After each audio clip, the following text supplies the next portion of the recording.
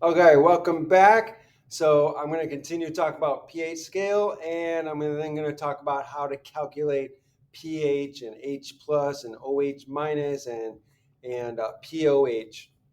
So as I was saying before, the pH and the POH scales are opposites of each other. So pH goes from 0 to 14, while POH goes from 14 to 0. And so POH is matched with the OH minus concentration. So you'll see that the POH numbers correspond with the powers of the concentration of OH minus, your hydroxide concentration, whereas the numbers of pH correspond with the powers of your H plus concentration. And so uh, going from pH to OH, excuse me, going from pH to H plus concentration, you can see that there is a relationship there. And so again, for acidic, neutral, basic, so acidic substances are going to have a high pH concentration, and therefore they're going to have a low pH number. But when we're looking at the pOH, acidic acidic substances are going to have a high pOH number, but they're going to have a low OH minus concentration. And then so it's the opposite here as well. For basic substances, the OH minus concentration is high and the pOH number is low. And the pH number is high, but the H plus concentration is low. So they are opposites of each other. And so as the H plus concentration gets larger, your OH minus concentration goes down. So they go in the opposite directions.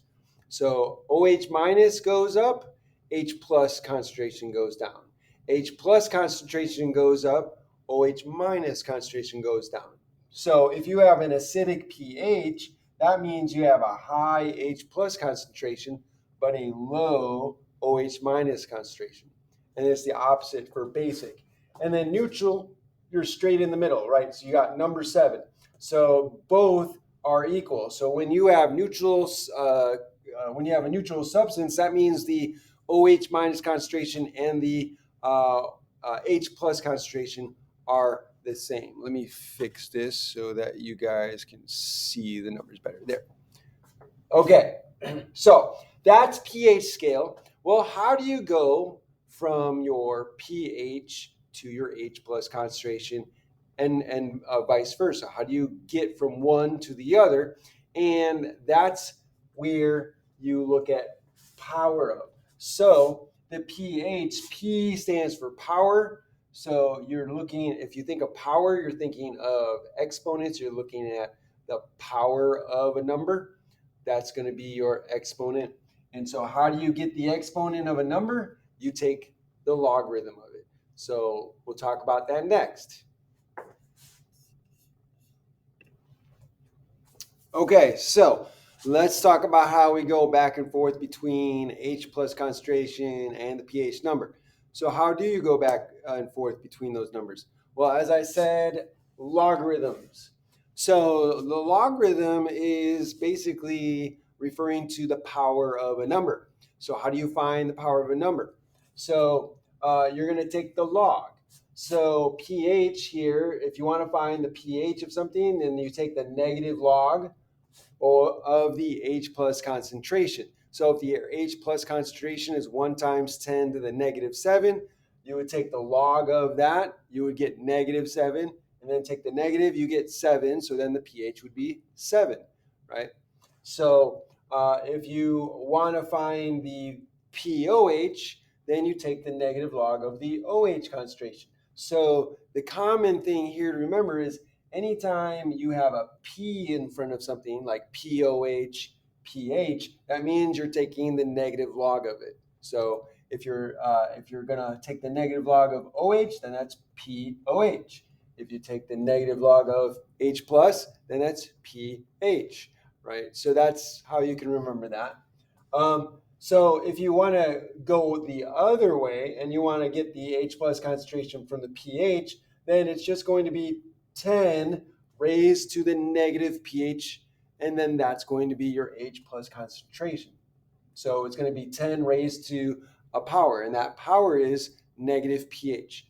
If you want to find the OH minus concentration, then it's going to be 10 raised to whatever the POH is, negative. So it's the 10 raised to the negative POH. So these you can go kind of back and forth between OH minus concentration and POH, or H plus concentration and pH. And then these kind of lead us to these. So if, and we saw this on the scale, if you go back to your notes and you look at the pH scale, if you go and look at your POH scale and your pH scale and you line them up, if you add the numbers together for the pH and OH, right? pH and OH are above each other. If you have a pH of 1, then below that's going to be a POH of, I'm sorry, if you have a pH of 0 and you below that's going to be a POH of 14. 0 plus 14 is 14. If you go to pH 1, below that's going to be pH 13. 1 and 13 is 14, right?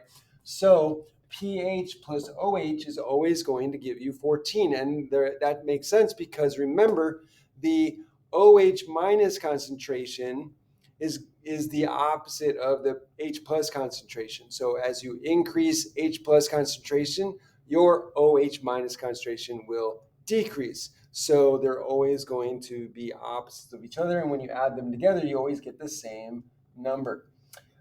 This comes from this. If you were to take the log of both sides, the natural log of both sides, then you would end up with getting pH plus POH equals 14. So the H plus concentration multiplied by the OH minus concentration will always give us this 1 times 10 to the negative 14. And so if you remember this, you can take the log of both sides and you end up with pH plus POH equals 14. So these are all going to be useful for solving pretty much any problem that could be given to you involving pH, POH, H plus concentration, OH minus concentration. And so here, this is what is known as a pH square, and it shows you all the different calculations or what you would need to use to go from one thing to the other. So if I have POH and I want to go to OH minus concentration, then I'm going to use this formula here. If I want to go from OH minus concentration to POH, then I'm using POH equals negative log of OH minus concentration. If I'm going back and forth between H plus and OH minus concentration, then I can use this, right? H plus concentration multiplied by the OH minus concentration equals 1 times 10 to the negative 14. Or if I'm going between pH and POH, I can use pH plus POH equals 14. So this is a square or a nice thing to be able to use to help you figure out what you are going to do in your particular problem. So all of this is going to help you figure out how to figure out the answers to certain questions that you'll be asked. Okay, so that's it for this video. I hope you enjoyed the video. I hope you learned a lot from it. If so, then please like the video, hit that like button. Also share this with your friends. Make sure you subscribe to my channel. Hit that notification bell, and when you do, make sure you hit all so you can be notified by all the videos I put out. And then finally, put a comment down below in the comment section. Let me know what you think. Ask me questions. I would love to hear from you. Thanks for joining me. Have a great day.